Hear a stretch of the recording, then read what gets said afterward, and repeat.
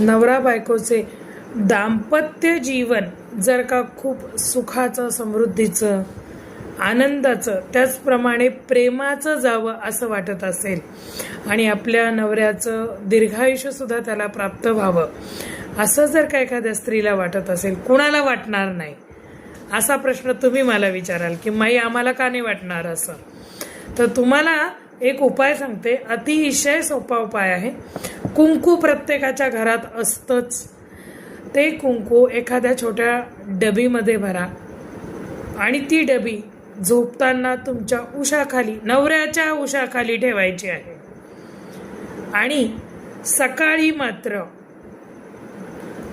तुम्ही अंथरुणावरनं उठून बाहेर पडायच्या आधी ते कुंकू काढायचं आहे आणि आपल्या इथे भांगामध्ये किंवा आता म्हणतात ना मांग में सिंदूर, तर असं करायचं आहे.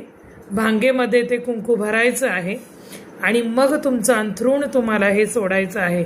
कोणताही मंत्र, कुठलाही म्हणजे आंघोळ करण्याची सुद्धा काहीही गरज नाहीये. साधा सिंपल सरळ उपाय आहे.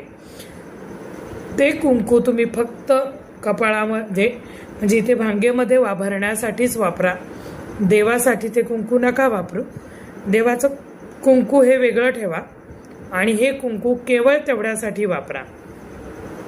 उपाय खूप सोपा आहे. हा उपाय तुम्ही नेहमी अगदी रोजच करू शकता. काहीच त्याच्यामध्ये बंधन वगैरे कुठचंच नाहीये. पतीचे दीर्घायुष्य प्राप्त होते. त्याचप्रमाणे दोघांमध्ये प्रेम हे अनंत काळापर्यंत दोघांचं प्रेम राहते. संसार सुखाचा होतो. आणि मला असं वाटतं लग्न झालेल्या जोडप्यांना अजून काय पाहिजे, सुखाचा संसार व्हावा हीच त्या जगदंबेकडे प्रार्थना. आशीर्वाद आहेत, जरूर उपाय करावा.